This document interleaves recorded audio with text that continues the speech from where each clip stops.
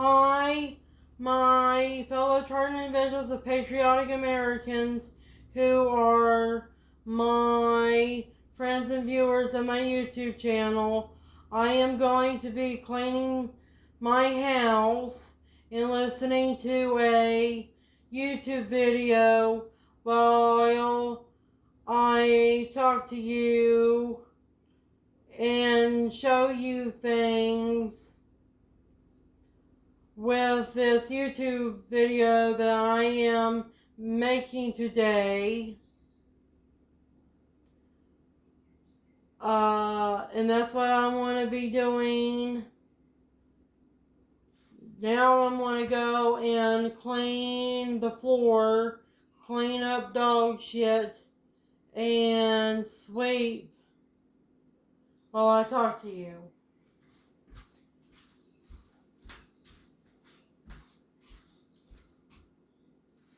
And you can listen to this YouTube video I'm going to be watching. It's very informational.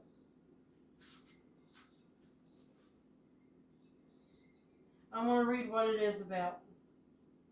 It's called James Bartley Military Abductions of Reptilian Alien Overlordship. James Bartley.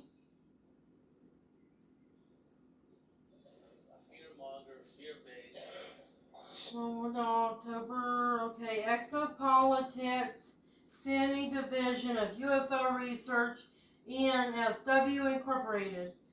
Exopolitics, Sydney Division of UFO Research and NSW Incorporated.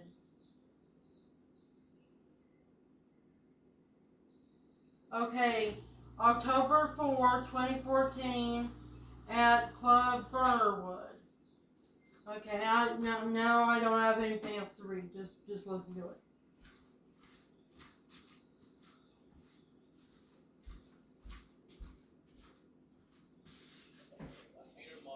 Fear-based, spiritually retarded, vibrationally challenged, whatever the euphemism may be, right?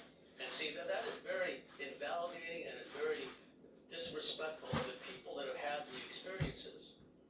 And what's interesting also is, often as not, when I come across people who claim to only have had positive experiences with good aliens, again, when these subjects come up, they get agitated, they reach for a cigarette, they start whinging about how the information that myself and or my colleagues share is so negative and fear-based.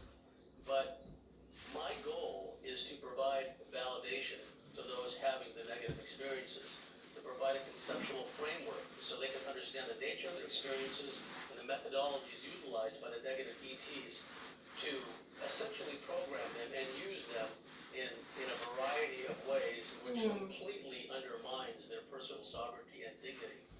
So with that much being said, let's start.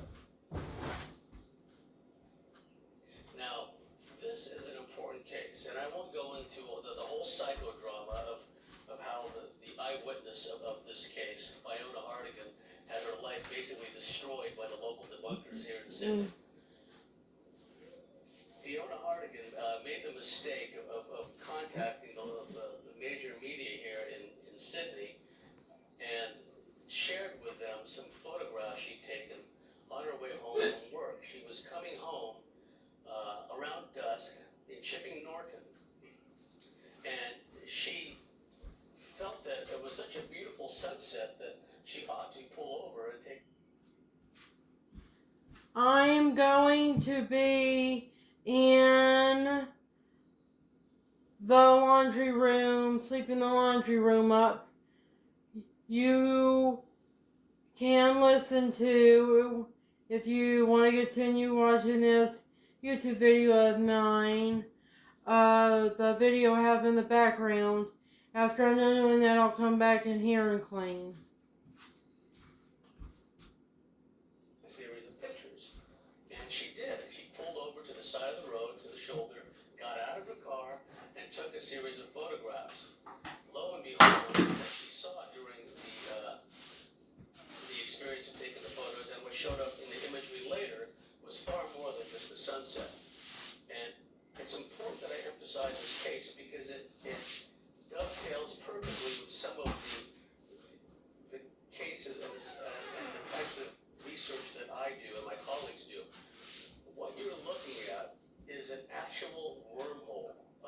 incredible stargate which appeared above the tree canopy on the stretch of road. A little further down is a bridge. A stargate appeared up in the upper right. You see that searing light. Now, the local debunkers try to say that was a lamplight. That's just asinine. And moreover, I stood beneath that tree. There is no bloody lamplight there. I personally investigated this case. I spent over 12 hours speaking with Fiona Hardigan. I did research thoroughly. What happened was the stargate opened up, and then a number of these metallic spherical craft flew out of it. And at one point, 2 craft flew out of it after some others, and 1 craft flew off in one direction and another craft flew off in another. There is a researcher in the UK who did the analysis of this series of pictures, and he determined that this was indeed a traversable, i.e. moving wormhole, because based on the series of pictures, the location of the wormhole directly above the canopy, and then its location at the end of the sequence of pictures, it had moved before it blinked out. Now, this is an extremely important case. I understand the value of imagery like you've been seeing before I got here. I understand the value of UFO reports, so on and so forth, but I am really interested in the hardcore information where the rubber meets the road, which is why I'm particularly interested in the encounter experiences that people have with ETs and other non-human beings, sometimes subterrestrial beings. Now, this is not a run-of-the-mill UFO sighting. This is an actual example of craft flying out of an active wormhole. Now, it's purely conjectural on my part, but I would suggest that the other side of that wormhole may be at or very close to perhaps the sun or a star, because it's well-known in esoteric lore that stars are actually stargates, and in some of the subsequent slides I'll show you, you will get an example of that. And here's a close-up. Again, that's not a lamplight. That is a searing light that's coming out of an opening, and you see that metallic object right there. Now, the debunkers said it's characteristic of debunkers that they routinely misrepresent, mischaracterize, and outright lie about the testimony of the eyewitnesses. In this case, they switched it all around and said, well, she didn't get out of her car and took the photos like she said. That craft you see in the center of the picture, that's a Sultana, the debunkers said. To any Americans in the audience, that's a raisin. Okay. Yes, they said that's a Sultana, and basically she was lying. Long story short, and I won't elaborate on it, but this case highlights all that is good and all that is bad about mainstream ufology. This witness, Fiona Hardigan, had her life destroyed by this particular debunker and his accomplices. I'll call them lens flares, Mary Van Clarions. What happened was they trolled her Facebook page. They came up with 76 pages thereabouts of venomous abuse. They meted out to her on Above Top Secret, and those same trolls at Above Top Secret fluttered onto her Facebook page. They also fluttered onto the comment section of the major newspaper in which this story was featured, to the point that Fiona's children began to be bullied at school. Fiona's health suffered radically. At one point, it was touch and go whether she could survive, and it destroyed her marriage. Now, I would encourage people, when they have these kinds of experiences and these sightings, to leave the mainstream corporate media out of the equation. We don't need them. We have the internet. We have social media. We don't need to go hand in hand. Oh, please, look at the great work we've done. They've been a fundamental part of keeping a lid on the story and ridiculing and mocking witnesses for decades, since at least 1953, when the CIA started this comprehensive debunking and ridiculing program, utilizing paid academics and utilizing the corporate media. You heard what James Barley said? If you had an encounter with UFOs and extraterrestrials, or you know anything about it, know somebody else about it. You don't need the fucking CNN and Fox News, these fucking liars, pants on fires, to validate you. You can just do what I do on YouTube and just talk about your experiences or talk about something that somebody you know that experienced with UFOs and extraterrestrials. You don't need the damn government, which lies anyways because it cares only more miles per hour and profits, and fucking Fox and CNN, which are ran by the government through Project Mockingbird, which is still in effect, to tell you shit. And to tell your shit to the world. You can do it through social media, YouTube, BitChute, Truth Social, whatever floats your boat. You don't need these people. You're just being a cult-minded, self-loathing person if you think that way, or you're a delusional idiot. Doesn't matter what it is, what you have experienced, UFOs, extraterrestrials, a crime, you can just report it to your fellow Americans through social media, Facebook, YouTube, you name it. Have your life, have your voice heard.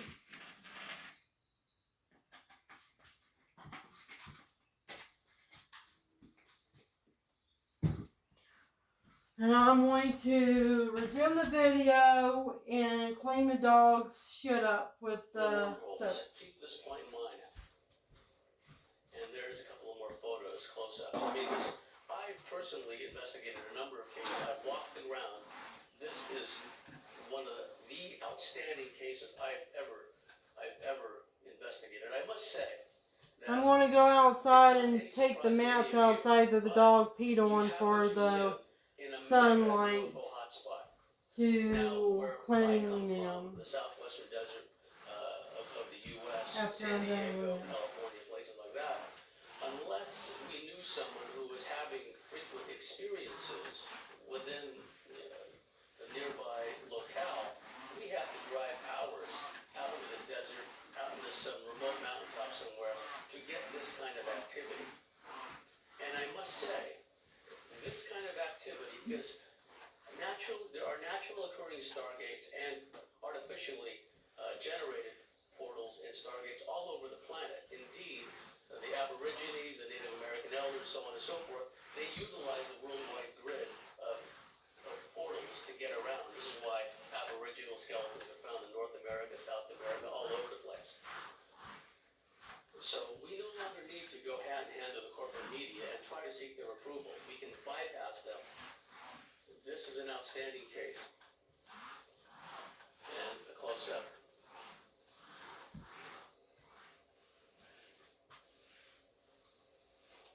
That is my late great mentor, Barbara Bartlett. I was a protege of hers. Her first and foremost protege was Dr. Carla Turner, Candy to her friends. And Barbara was my spiritual mama. She did 30 years of alien abduction research, regressed countless alien abductees, knew the ins and outs of the alien abduction internal dynamics. And I was blessed to have her as a mentor and a teacher in this life. She passed over to the other side of the veil a couple of years back. I was the Barbara Bartlett researcher, if you will.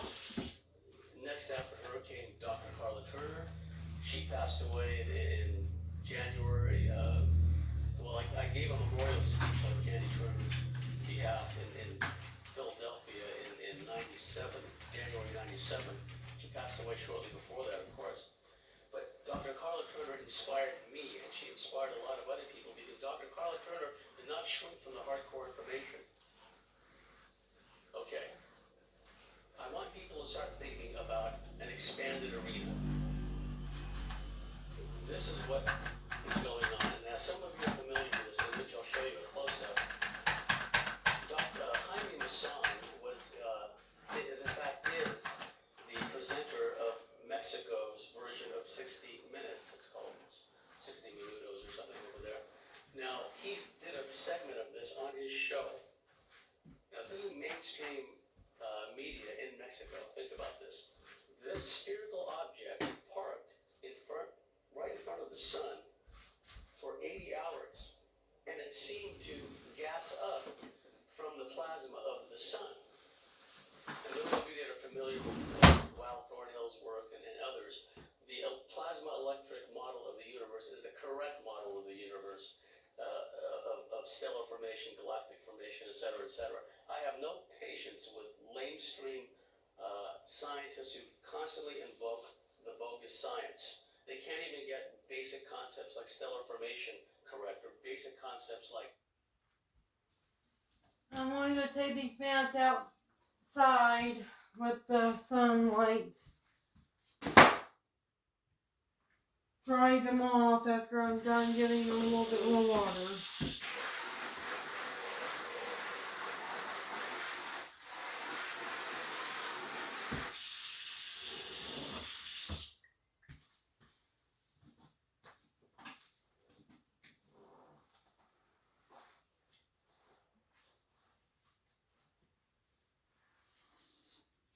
Okay, now so I can do all the hard work drying it up.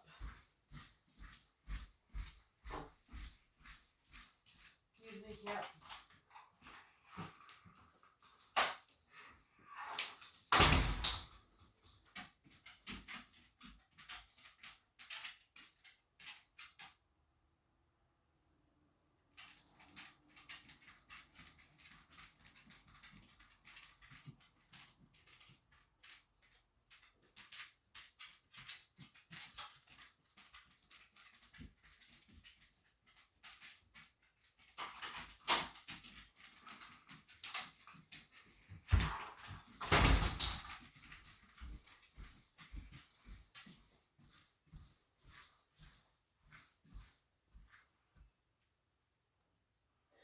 water comets. For example, when Comet Ison passed by Mars, it sparked Mars up. Mars turned green for a while. Dirty ice balls shouldn't be able to do that. That's why suddenly, on that particular day, NASA and other federal agencies were sent packing because there was no money in the till to run operations for that particular day when Ison was passing Mars. Incidentally, what's interesting too, if you find a book out there called Phoenix Rising, the visions of the future Earth changes by No Wise. No Wise was a Native American Chippewa shaman. She said there's going to come a point in time, and she described a whole bunch of other Earth changes, sinkholes, etc., etc. She said there's going to come a point in time when our atmosphere will turn green. Now, isn't it interesting that Mars' atmosphere turned green in a plasma electric interaction with Ison as it passed? Anyhow, back to the frame. We can see that sphere, which is several times larger than this planet, is drawing this plasma energy from the sun. It did this for about 80 hours, and then it flew away. And this is just one of many examples. This imagery was from the Soho Observatory. Here is another very large craft, Saturn-shaped. Again, an expanded arena. You have to start thinking big. You got to start thinking galactic, cosmic scales. The debunkers of the world want to keep this at arm's length. They want to keep it at a lights in the sky level. Because lights in the sky ultimately are transient events, will-o'-the-wisp, maybe something to it, maybe not. Really can't sink your teeth into it. That is very interesting if you ask me. Okay, and here's the incoming fleet. Now what I'd like to do is show a quick video, if you don't mind, Paul, hitting that. Some of you have already seen this. There's an outfit in the UK called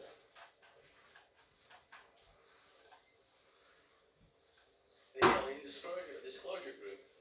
And get a load of this. Again, we're talking stargates and portals.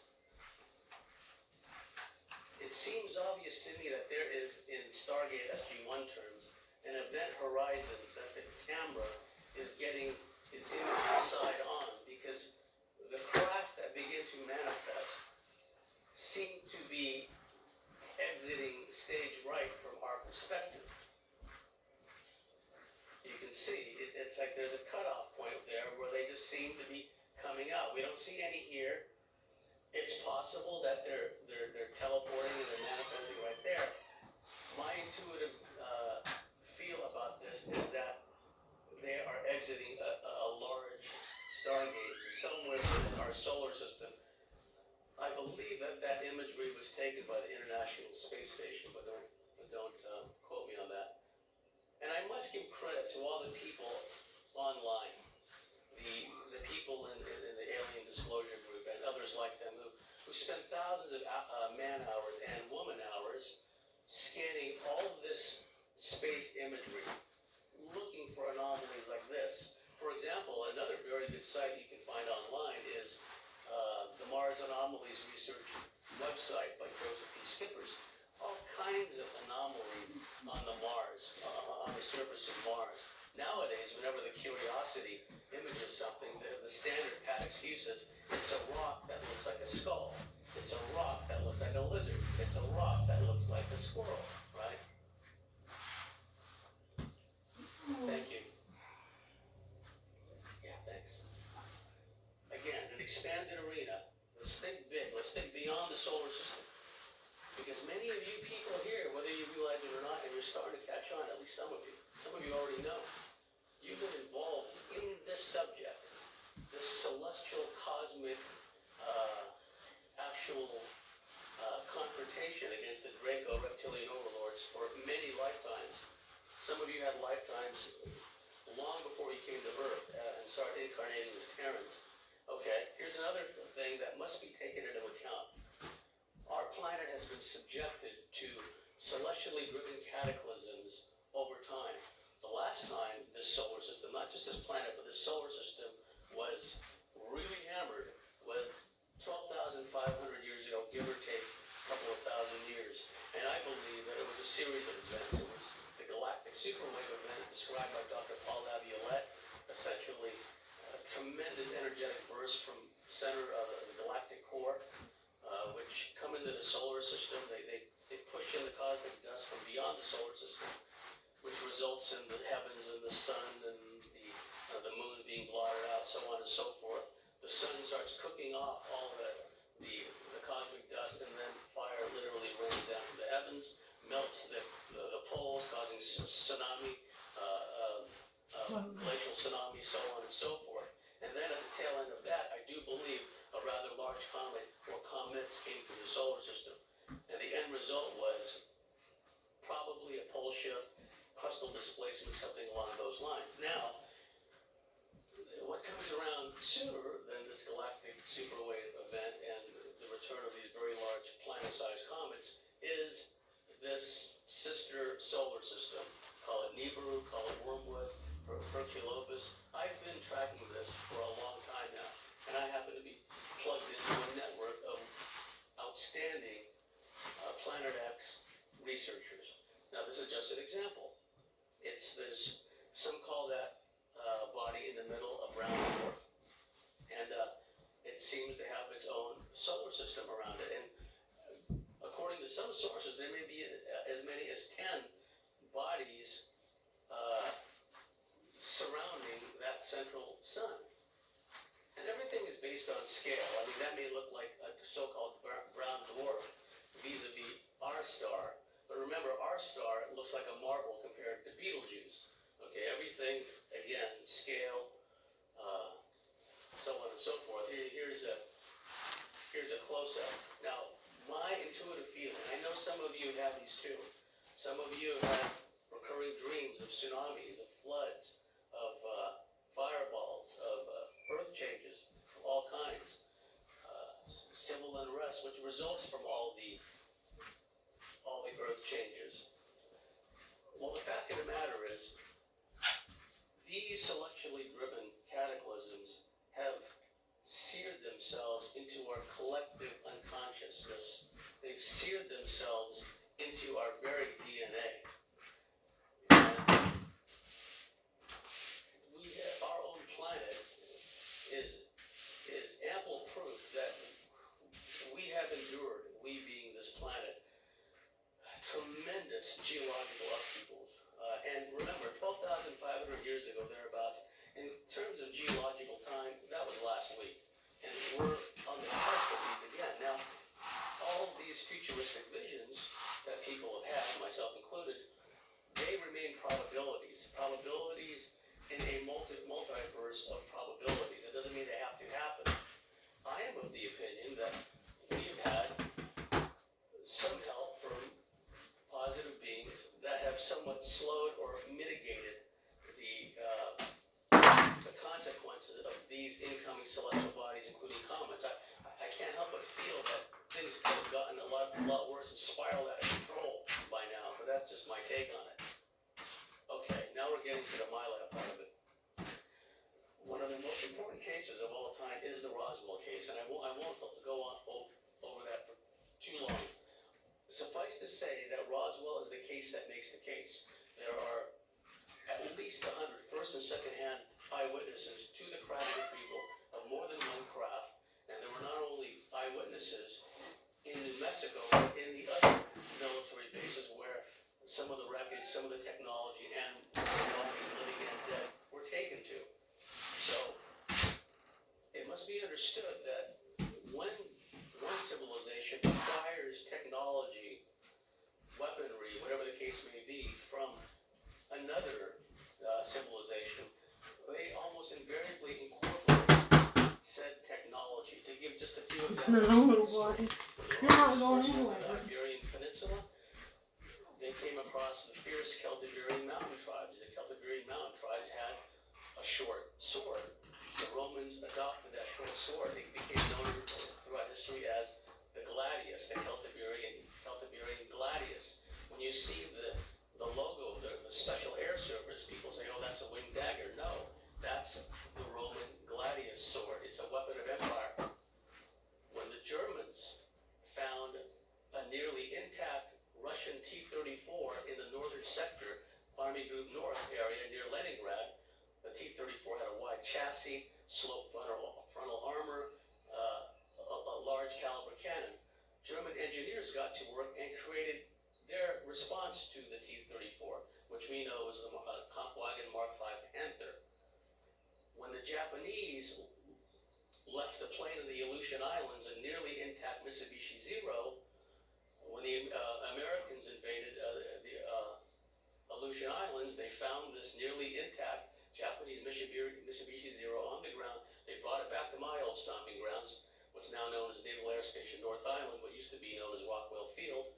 They had American test pilots have a go with flying around the Mitsubishi Zero, and out of that, Grumman aircraft built the Grumman F-6F Hellcat as a means to counter the Japanese Mitsubishi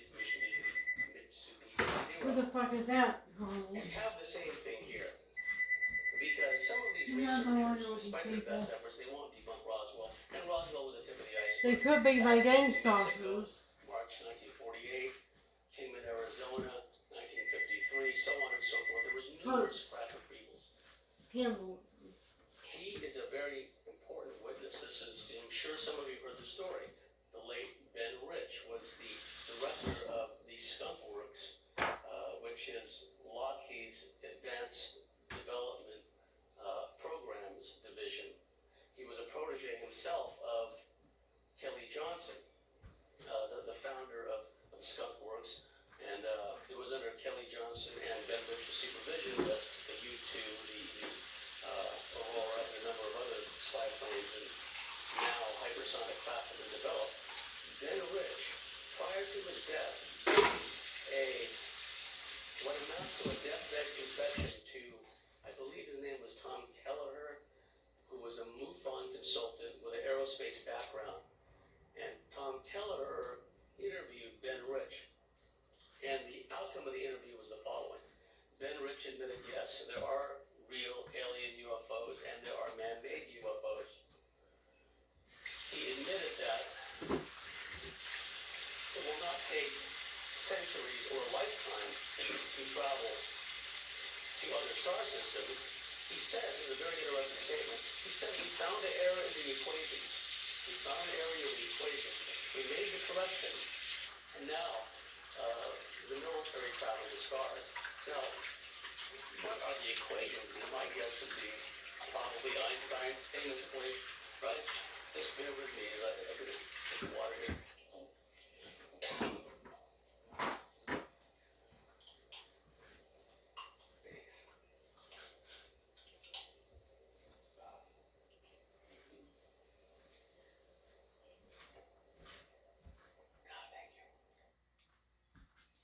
The reason why I am cleaning and making this YouTube video right now, should have said this at the beginning of it, is because I have to do some cleaning today.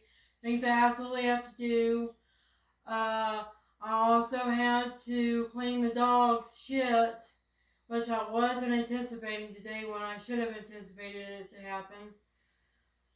Because I slept into a little too late to let the dogs out early because my head was hurting this morning and I was having burn marks from direct energy weapons on my neck.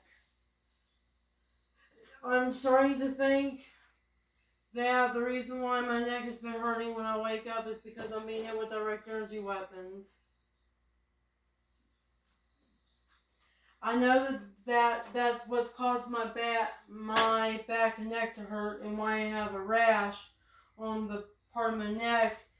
And that's because I've been covering my head up with a pillow frequently for years to protect me from direct energy weapons. And I think that they have amplified their direct energy weapons to go past my copper pillows, my copper infused and charcoal infused and whatever infused pillows to attack me more. And it's always the side of my neck that I keep waking up for a few days that has a rash on it. And has neck, and it corresponds to the neck pain that I have. So I have a rash on my neck, and then I have a neck pain in my neck as well. And that's probably not a coincidence. That means I'm being hit with a direct energy weapon right there. And I didn't even check to look at what my neck looks like today. I should have, but I've been too busy cleaning to do so. And also just not feeling well because of my headache and my neck ache. Feel like somebody just hit me in the head. And also I'm cleaning while making this YouTube video because I feel better when I move around and I'm productive. And that's because I'm getting my blood circulating and the direct energy weapons interfere with my natural blood flow within my body. And also, moving target is not a good target. It's not a good target that you can hit effectively. A person who's a perp can hit effectively with any weapon because a moving target means you miss a shot or the frequency of shots. And they're doing death by not only thousands of paper cuts, by billion paper cuts with this direct energy weapon, using the frequencies as billions and trillions of paper cuts to torture me over time with this no-touch torture psychotronic technology. I'm going to continue cleaning and resume the video that I was listening to that you can also listen to with me. That is if you care for it.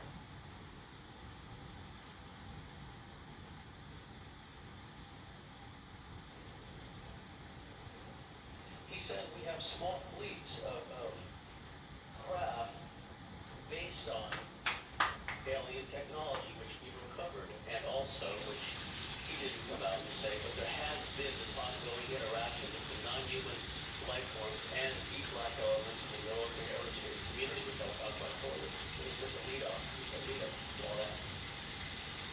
So, he also said something that was very interesting, which is absolutely connected with all of this. He said he was asked how the propulsion or navigation worked. And then Rich said to Tom Kelleher, he said, I've got a question for you. Uh, how does ESP work? And then Tom Kelleher, of memory serves, said something to the effect that all time and space is one. Ben Rich replied, exactly, that's how it's done. You see, inside the craft, these beings, they have this symbiotic link with their technology. Some of the technology is extremely advanced, as you know, and it responds instantaneously to the mental command of the entities. If they want to create a portal or a hatch here, a hatch manifest, it's what's been described as organic technology.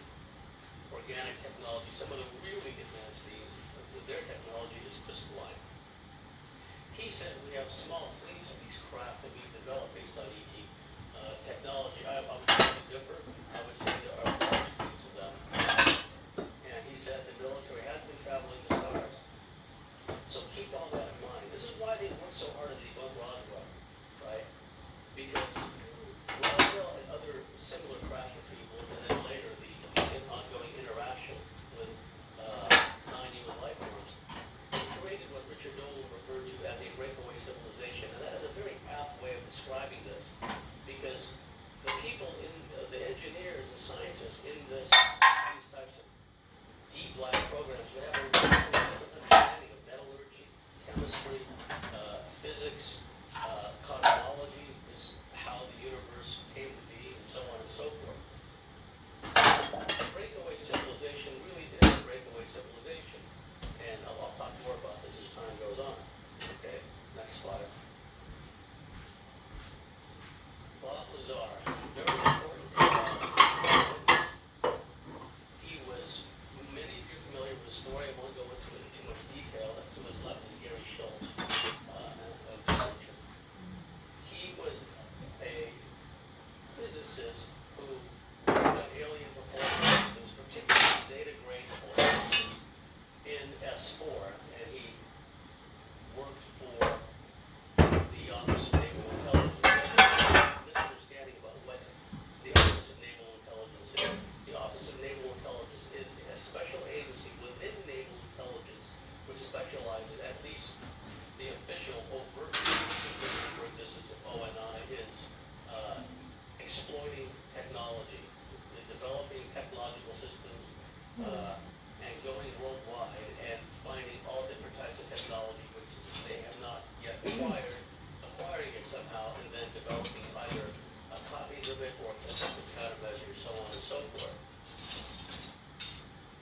So ONI is a branch of naval intelligence. They're not one and the same.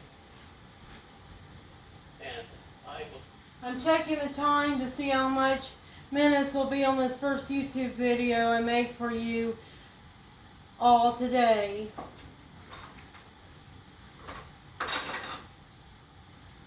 After I upload this video I want to make a part 2 video to it.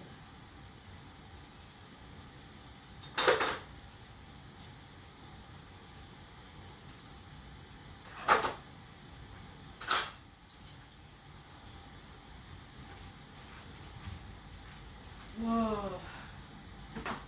My head and neck pain is going away. I think it has to do with this necklace that I have on. Because this necklace acts as a weight that builds up my neck strength, while also the shungite and the magnets protect me from direct energy weapons, which makes it stronger while protecting my neck, like braces do teeth. And straighten them up, make them stronger, make them the right area, everything. I just should have gotten braces when I was young.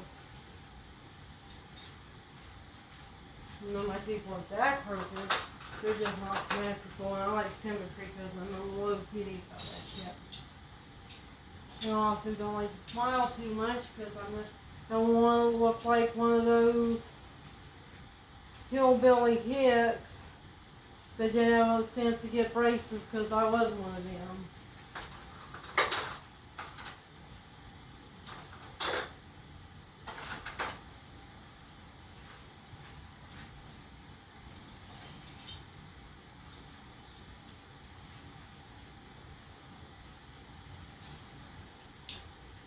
I'm going to end this video and then I'm going to upload it to YouTube and make another one because I'm running out of space on my phone. Be right back for part 2 video.